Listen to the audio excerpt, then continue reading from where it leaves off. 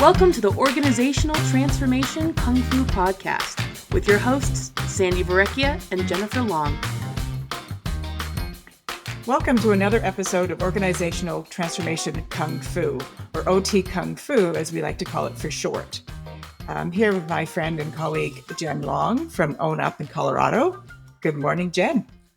Good morning, Sandi. Happy start to the week to you. Happy start to the week to you. Yesterday was the first day of fall, so that's sweater weather is in the air. That's right. So we're Organizational Transformation Kung Fu. For those of you who haven't listened to our podcast before, we've named it that because we believe that leadership and change within organizations, it takes time, it takes practice, it takes discipline, much like the art of Kung Fu. And so we thought it was a nice tie-in. So today we thought we would jump off from the podcast that we did last time with Sean Grace, who had written a book called The Art of the Question, A Guide for Seekers, Dreamers, Problem Solvers, and Leaders. And one of the things that we talked about during that podcast was the art of listening. And we thought, well, we do a lot of work and a lot of podcasts around leadership. So we thought maybe we take a bit of a deeper dive into the skill of listening and how it's essential to being a strong leader, essential in life, but in the context of leadership, a very important aspect. So that's what we thought we would talk about today. Jen, am I bang on? I felt like saying what, but then I was like, that's a tired joke. But yes, listening is a huge part of your success in organizational transformation because you're measuring and monitoring your changes. And the monitoring part of that, a lot of that has to do with what you hear, right? Paying attention, sensing how are one of the things we talk about in organizational change is are you speaking differently, right? And listening for the shift in the conversation, to notice that you're making progress, to notice what's happening. So that's one of the reasons why this skill set often overlooked, because it's, one of the senses, it's just the thing we do. We become very complacent about how we listen. And we probably don't do it with as much intention as we could, which would make us way more effective, especially when we're moving through shifts or changes or, leading the high stakes thing.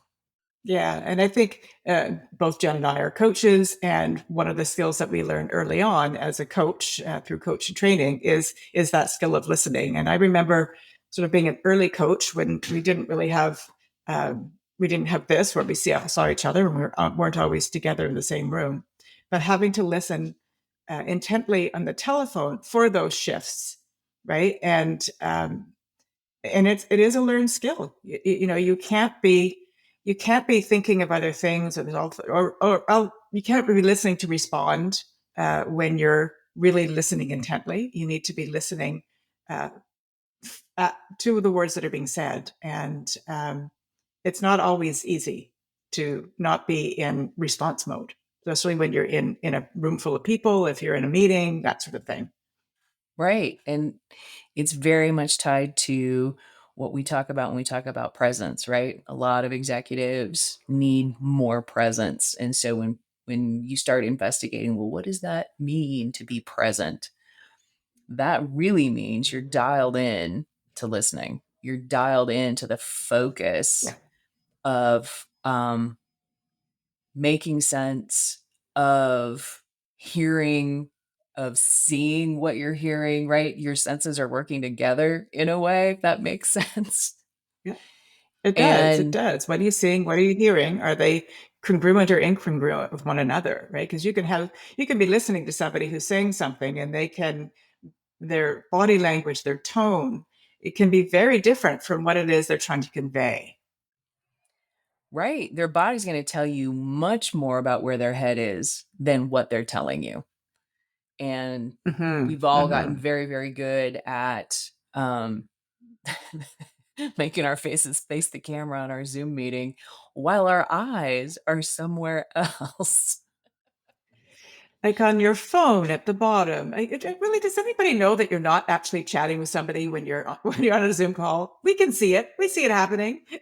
Stop We it. see it, we sense it, right? We are our Yeah. subconscious picks up the pattern, picks up the movement, and if you're paying attention, you know.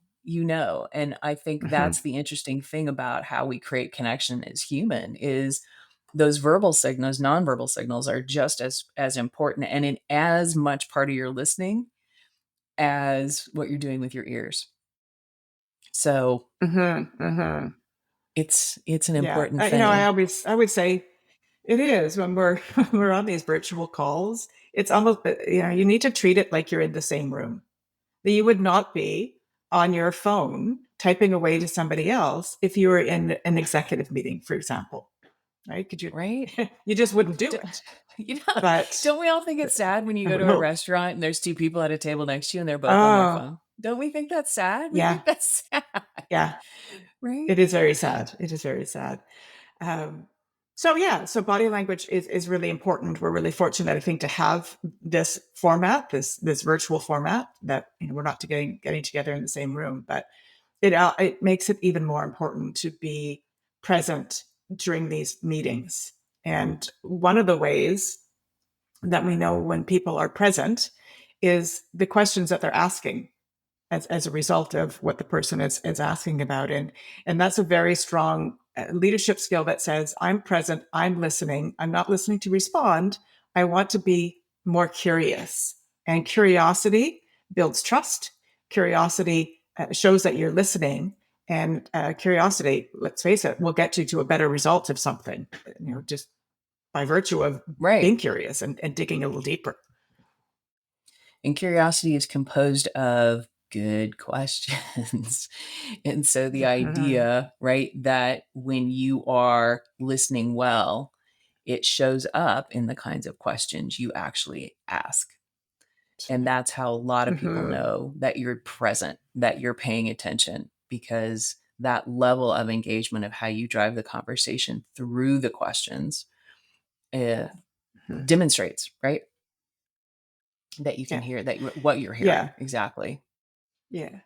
I think Yeah. one of the challenges in that though is that if you have a great question that you want to ask and you put your hand up or whatever, if you're virtual or you're in the same room, you have to be careful that that question doesn't play around in your mind so much that you stop listening, Mm, right? Because then you're listening to respond as opposed to listening right. deeper. And Waiting to so your I turn to always ask say, your especially question. around the board table, yeah, like write it down or write a couple of little words down that makes you say, okay, I'm not going to forget about that, but I'm going to remain in listening mode, rather than trying to fill the void with what is going around in your head, that question.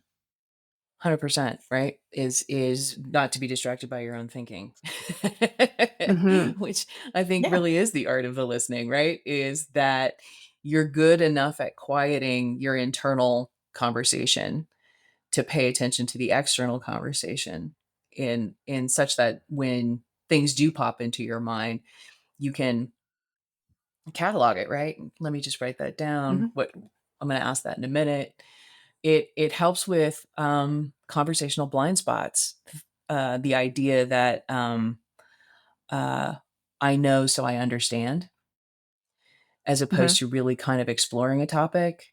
The idea that the message of the communication really sits with the person who is listening, right? And creating space for that connection to make sure that what they're hearing is what you're actually trying to communicate, and how you demonstrate that from a listening perspective, um, to know that you're Yeah. on the same page. It really sets with the listening. It does. It does. And everything I've sort of read about listening is like 85, or sorry, 55% of communication is about listening.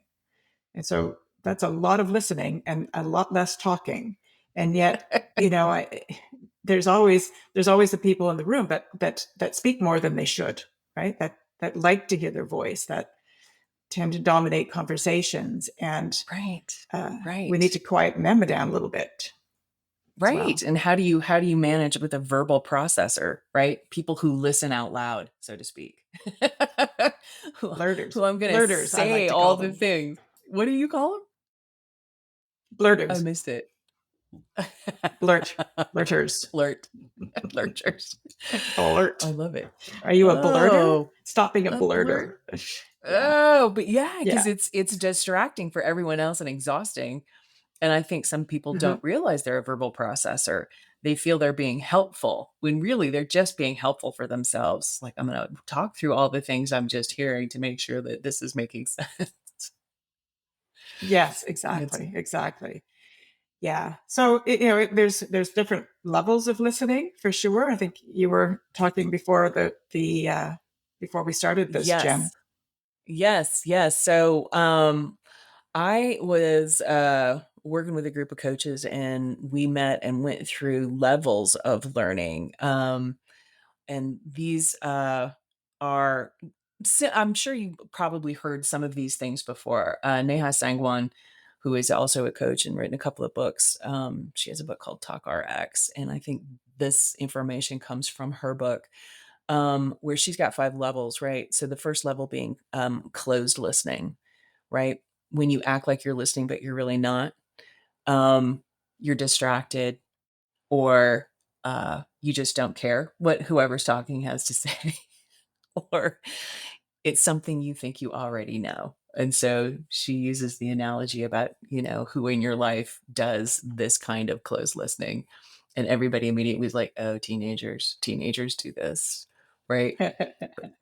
But you can have employees who are like, yeah, yeah, yeah, yeah. And they're reading their Yeah. phone and It, shaking their head, and you don't need to tell me, and I already know. And that's what closed listening feels like, is when you're at that, maybe the end of the meeting, and everybody's already in the next meeting in their brain, and they're like, yeah, yeah, yeah, we'll talk about it soon, let's catch up, let's take this offline. Like, those are all indications of what she calls closed listening.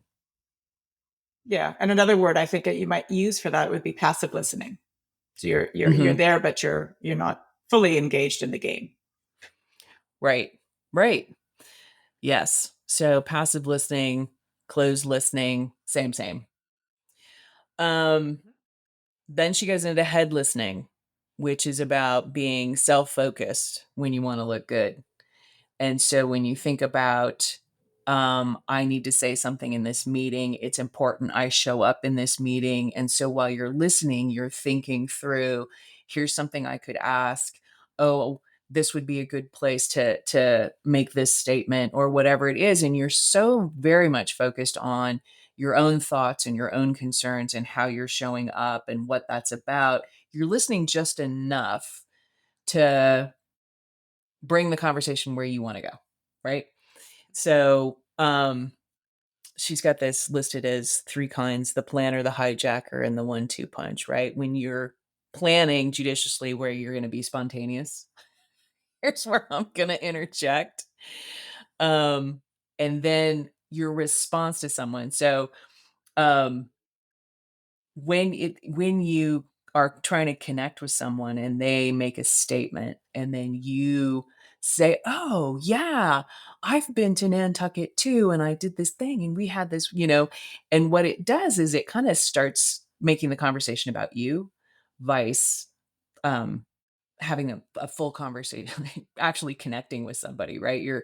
You're having a takeover of the conversation. And then the 1-2 punch is about after you hijack the conversation and then you one up, right? You sort of take that connection and you say, but here's something better about me. But here's something more amazing that you need to know. And it's not like you're intentionally doing it, but to be a jerk or to hijack a conversation, you're doing it in an effort to connect, but it's a clumsy way to do it, right? Yeah. Because you're Yeah. only So listening let's at talk that about, level. yeah. So a better way might be to say, yes, oh my gosh, I've been to Nantucket, following up on your example. Tell me more about your experience. But so yes, you make it personal. You engage in the conversation, but you put it back to them. So if somebody came up to you and said, "Oh my gosh, I'm so nervous about the presentation I have to do today," a hijacker might say, "Oh my God, I had to do one last week, and this is what happened." Blah blah blah. And whereas if you were engaged in it, you might say, "I understand. Like, yeah, I get nervous too. But what's keeping you up at night about this presentation?" Right? So flipping it. So it's okay to engage and sort of share something about yourself. But if you're actually engaged in the conversation and listening, then put it back to them and actually listen to what their problems were. Right. Right. And it's an interesting thing. And I think it also has a little bit to do with your level of nervosity. Is I think we get clumsy when we're awkward or we're not sure or we're not clear. And it's easier to talk about ourselves than it is to actually probe into what they just talked about. Like that level of intimacy that close, right? Is a little alarming. It's like, "Ooh, no, we gotta do this little dance before I can really say, tell me more about your trip to Nantucket. Who'd you go with?" Yes. Yes. Right? Fight or flight. Right? And I Yeah. think that's part Yeah. of a little of the unsure. And the interesting thing is, right, is when you do respond with curiosity and more like, "Tell me more about that. I've been there. I loved it. How did you like it?" It demonstrates a level of confidence and a level of openness that is actually more And trust. embracing, mhm, Mhm. than It does it build would be trust. otherwise. Yes, Yeah. Very exactly. good. Excellent. Simple things to move to the next levels of listening, right? Hmm. Um, level 3 she's got is ear listening, where you're in for the words. Black and white listening, As just the what? Sorry? facts. Ear listening? Mm. You're listening. Okay. Yeah. So it's a version of kind of active listening in the sense of you are really focused on what the content is. What do you do? So right, um, legal arguments. What are the facts? Where's the evidence? Where's the, you know, more of a, this I think happens more in a presentation environment. This happens when we're trading information in a meeting. Um, we're really listening for, what did you say? How did you term that? What does that mean? Right. Um, that kind of thing. So it's an intellectual engagement in You might be listening. writing a lot of notes because you're listening to the facts and writing them down. And Hmm. that shows engagement as well, right? Yeah. Yeah. And there's perfectly good reasons to do that, right? None of these levels are good, bad, or otherwise. They are what they are. It's kind of just recognizing, where am I in this conversation? And if I'm going to be more intentional, right? So if I'm going to be focused on facts and I'm here to look at the argument that you're making and think through what you're really saying, I'm going to be probing in on. So did a meeting last week where um, a lot of statements were made in an argument to go a direction, right? And so I would write down the statement. Here's part of the argument. Here's part of the argument, and then would look at that and go, "There's some loose words in here. There's some big words." Like, so when we talk about performance, what are we really talking about? What does that mean to everybody in the room? So if this is part of the argument that it's going to drive our performance, what is it? What is that? What is that specifically? Right. And so then you're engaging really very much on, what are we hearing, and that sort of thing. Yes. And it's important to remember, how people absorb information, right? So some people can't, or not can't, just listening is not always as easy, but visually, by writing them down, they can process them perhaps differently. And so then you can engage a little bit deeper by those words. So, listening is really important, but not everybody is just a really great listener. And sometimes by writing things down or seeing things visually, it helps sort of tie things together. Right, because you notice words that you didn't really hear, right? So it gives you the opportunity to probe where you feel like you're vague, where they're using a word in a context that may not be familiar, or in a way that you're unsure about. And so it's really good from a clarity standpoint, right? So I do all the accountability conversations, and when you're operating on clarity, the language is important, and paying attention to the words and what people say. "Oh yeah, it's fine. I got it. Yeah, I got it." When you say "I got it," Yeah. tell What me, does that tell actually me what mean? that means. Yeah. Yeah. Yeah. Yeah. What did you get? Yeah. Excellent. Be listening. Yes. And then level 4 is heart listening. And Mm. this I teach as a piece of advanced listening, where you're really looking for an underlying emotional drive, right? They Hmm. said something, but they said it with emotion. There is emotional language within the context of the communication, right? Things that start with I'm sensing, I'm feeling. It really feels like, right? And Yeah. then there's a whole list of emotional words to probe, and those emotional words are um single words, right? Frustrated, anger, pissed, Yeah. excited, right? Hmm. It's all sort of a and say more about that because we always have complex levels of emotion. And so what is the importance, Sandy, of hearing emotion? Why do we want it? I What do we think want to it's to, know? yeah, we want to know actually what's going on below the surface, right? We want to be able to engage a little bit deeper.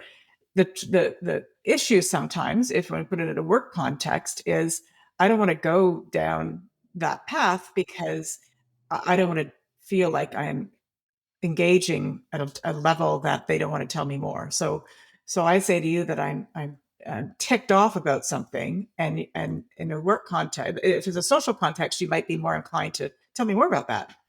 In a work context, you might be wanting to shy away from that. But the power is not to shy away. The power is to tell me more. Tell me more about that, and enable to people to articulate what that might be, rather than making assumptions. 100%. And part of doing this sort of heart level listening, advanced listening, is that the emotions are communication, that there's something there, and the emotions are what you feel first. So it's a giving space for a person to actually connect the feeling to language, to say, let me Mhm. present this, let me figure out what this is. And as they can speak to it, it helps get clarity on what that's about. Yeah. And we feel stuff all the time. And when we're ticked off and pissed off and disappointed or frustrated, it's good to explore, to say, let's talk about the frustration. Because when people are in an emotional place and you're trying to work through a project, or you're trying to work through some deadlines, or you're trying to, and you can hear it in people's voices. I was in a meeting this morning where folks are sorely behind deadline on a project. And then somebody went on vacation, and I could hear it in the guy's voice. He's like, so you're telling me that there was no handoff? and this person going on vacation? I mean, and you could just hear the frustration in his voice, right? And Yeah. I was listening to the conversation because the question wasn't directed at me. And I was hoping that the other person would say, I can hear your frustration. I know it sounds like we've dropped the ball here, right? Like, because Yeah. you really want to say, I'm hearing what you're actually telling me is that you are super pissed off that you're having to ask this question. We are where we are. And that stuff has to get tabled. And those are better meetings, and allows for, um, the folks who are dropping the ball to say, we're dropping the ball and here's what we're doing, so that Yes. the Yeah. frustration goes away, right? The emotions aren't there. Well, it Resolve. sort of ties into Patrick Lencioni's continuum, right? Conflict continuum. Not that it's not really conflict in the true sense of it, but being able to have those conversations where they are mucky, where they are a little bit more heartfelt, it can create brilliant solutions at the other end. But you can't shy away from them. You have to engage in the moment and explore a little bit deeper in order to come out better on the other side. Because when you don't, it feels so unsatisfying. Things get left unsaid. And then there's a lot of Yeah. meetings after the meetings to process all the things that didn't get said. And it just Because I creates didn't so get, much churn. if it was my, yeah, if it was my emotion and I said it out loud and you just discounted it and pretended I didn't say it, I don't feel heard. I don't feel seen. And then Right. I'm just, other emotions sort of bubble up to the surface. So you're absolutely right. You Yeah. can't shy away from them. I think people forget that when you just discount emotions, you are basically ignoring people. I'm just going to ignore Yeah, that. I'm ignoring totally. you. I'm Yeah. ignoring your feelings, whatever that is. We're not dealing with it. That's what you do when you don't deal with the emotion in the room. And Hmm. that's really the impact and because it gets tense, especially if people bring it right to the room, and that's where everybody feels uncomfortable. But that's the embrace the suck part of communication, where you Yeah, have to stand in and that. being an empathetic leader, right? And sort of being sort of tapping into that empathy for like, I just need to hear more, a little bit more about that. Yeah. And the interesting thing is, as soon as you open the door and say, I can hear the thing, let's talk about that for a minute. Hmm. And you kind of let that person say their thing. Um, and in the listening is to repeat back, here's what I'm hearing. Hmm. Here's what's coming from you. Is that what you're trying to communicate? Right? They Yeah. feel heard. It reconnects everybody to okay. And then it's, can we deal with, how do we answer that mail, or do we, is that should be a separate conversation, and yes, I hear you, and can we, right? So Yeah. you get the options on how you want to go, but the important part is you're in the conversation enough to know, right? That putting Yes. names on And not emotions. shying away. Yes. Yep. Yes. Yeah. Huge skill. Yeah. Huge skill. Um Level 5, open listening, right? This is about values connection, listening below the words for underlying emotions and what the person values when you articulate when something values, right?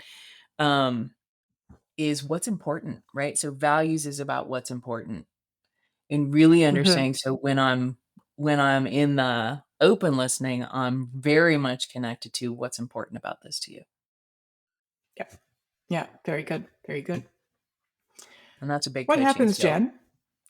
What happens, Jen, when you're in a meeting, and we've all seen this happen, and the leader is talking and giving direction or whatever it might be, and everybody around the room is just nodding their heads in agreement. Is that Silence is good? not agreement. No. No, No. And no. It's called that's the that's information bubble. mm, yeah. Yeah. Where we want, It's because we're where all in a big damn hurry. So we would like you to nod your head and like, take that as agreement, acceptance, and we're all in the mutual, but it's never that. it's not, and so it's people that are probably maybe afraid to speak up. They don't want to challenge leadership, depending on the hierarchy of your organization.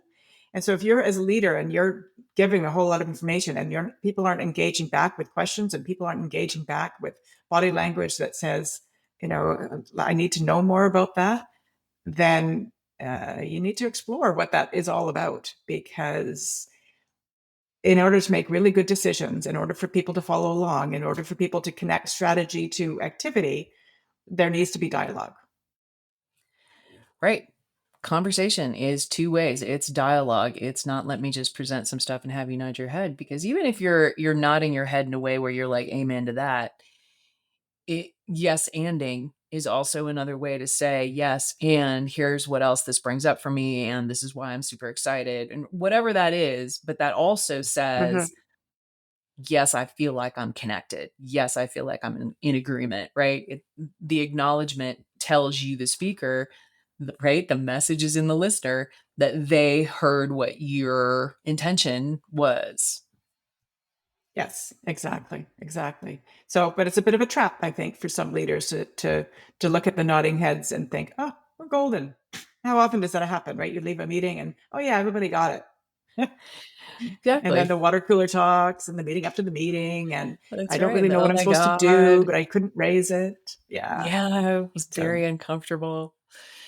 Yes, mhm. yes. I'm looking through. So we've given you 5 levels, which is Mhm. kind of a inclusive of some other things. Are there other things that our buddy Sean went through that we thought, wow, this is because he does have a very, very long list. Yeah. Critical. Well, we talked a little bit about the defensive listening, Mm-hmm. and I think that's an important one to explore a little bit more. If you're in defense mode, you're not listening because you're just there to rebut. And you got Mm-hmm. to be careful. And so I always say, if that you're feeling like that, you're passionate about something, write it down, and so engage again. I think writing things down, getting them out of your head on the paper, we said this before, is a very important skill and very productive, because you may not feel as passionate by the end of the conversation as well. And so if you interject, if you become a blurter with, what it is that you're being defensive on, if you wait a little bit longer, you may find that it's not as important as it once was. Right. Wait for more context. Yeah, because the Mm-hmm. whole list of behaviors that follow in on defensive listening, where he talks about reactiveness, right? Like, Yeah. I'm rolling my own story. I'm telling myself a story. I'm making stuff up. I don't realize I'm making stuff up, but I'm doing that. Mm-hmm. Then I get into interrupting behavior, right? Um, and then it's all about what's in my brain and how I'm going to argue back, which is, and just the whole idea physiologically when you're in defensiveness that your hearing decreases. Yeah. It just decreases because you get very tuned into your own internal dialogue or it's really a monologue Mm-hmm. about what Yeah. you need and what you got to do and how pissed off you are and right you are, whatever it is, your external hearing, you go inward. So it Mm-hmm. goes down. Absolutely. Exactly. Uh, Selective listening. That's an interesting Yeah. So they dynamic. sort of all kind of, yeah, I hear what I want to hear. We all do that in, in certain circumstances for sure. Well, and I think and all with in all, hmm? yeah. Go ahead. I was just going to say, like, when do you do selective listening, right? Maybe you're going in to have to listen to someone you don't respect. Mm-hmm. Maybe you're right. Like there's a whole story that's going to go into, there's only one part of this meeting I'm interested in. Right. And WebEx and Zoom are really good at formulating selective listening. Yeah. Because if you're sitting in an environment where you don't have to have your camera on, you're only paying attention to, oh, that's the boss's voice. And so I'm only listening to that. Right. Mm-hmm. And at times, you don't even realize you're doing it. Mm-hmm. Mm-hmm. And I think, that's a whole other topic of, do you need to be in the meeting in the first place if you're only listening for one piece of it? Hmm. Time and capacity is our big subjects these days. And, you know, being able to say, I don't think I need to be in that meeting for that small little part, but that's a topic for another day, I think, especially in our meeting-itis world that we live in now, right? Everybody's meeting about meetings and meetings after meetings, and it just we don't have Hmm. the time, and we have to be judicious on how we spend our time. But Yeah. So how do you get ready to listen? What's a tactic to get ready to, I mean, what would we you know, coach? one of the things that I would tell people to do is after your next meeting that you're in, really dissect how present you were in that meeting. So, looking at things like, no, but like self reflection is really critical, important, and powerful, right? And so, in the moment, you may not see it, but self reflection about how you showed up, what type of, go through the lists of that Jen just provided us, or the list in Sean's book. How did I? What points of this meeting did I engage in these different aspects of listening, and what could I do better? I think that's one really good way to figure out where you are in the sort of that listening continuum, because it will change. You're not Hmm. always going to be a completely active listener. You're going to be sometimes selective, sometimes a heart Yeah. listener, whatever it might be. Yeah. I That's think my tip. my tip is, stop before you go into a listening, get Mhm. quiet. Right. I think our brains are very good at keeping us busy, and we're having a conversation all the time with ourselves about, okay, I gotta get ready for this, and I gotta think about this. Is really just stop, give yourself space for a second and be quiet and go, okay. What do I need to hear? How do I need to show up? What am I listening? Ask yourself, right? What is my intention? How do I need to show up here? And what's my best strategy, right? Mm-hmm. How am I need to, do I need to create space? Do I need to provide message? How am I going to make that connection? So it's a moment to just stop the activity you're in and don't start the next one. Just stop Yeah. and allow yourself to refocus your energy to set intention. And it doesn't Mm-hmm. take that long, but it is No. a moment of, all right, breathe. Moving into the Mm-hmm. next project, let me get focused so I understand how to listen better. And it doesn't matter if it's a one-on-one. It doesn't matter if Mhm. it's a group, right? Taking time to be mindful, I think is always a good strategy. Mhm. Mhm. Yeah. Because I think the Busy mindfulness is minds are not. definitely, yeah, Yeah. it's a quieting. It's a quieting of your internal chatter. Mm-hmm. Mm-hmm. And sort of exploring if you get into blurting mode or you feel you get into defensive mode, like what were the triggers? So again, exploring what is making you feel that way. Right? Tuning into your own set of feelings before you enter a conversation. Why am I feeling this way? What's going on for me? How does that impact what I need to say? Um, right? That's a whole discipline in and of itself, to be paying really attention to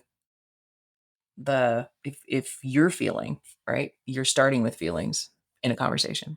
Yeah.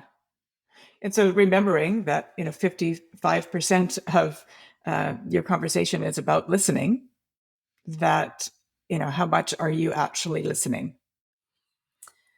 Yes. And so you can get Sean Grace's book. He's got a whole list in there. You can get Uh-huh. TalkRx from Neha Sangwan. Those are really good resources that have outlined a lot Mhm. of the things we talked about today.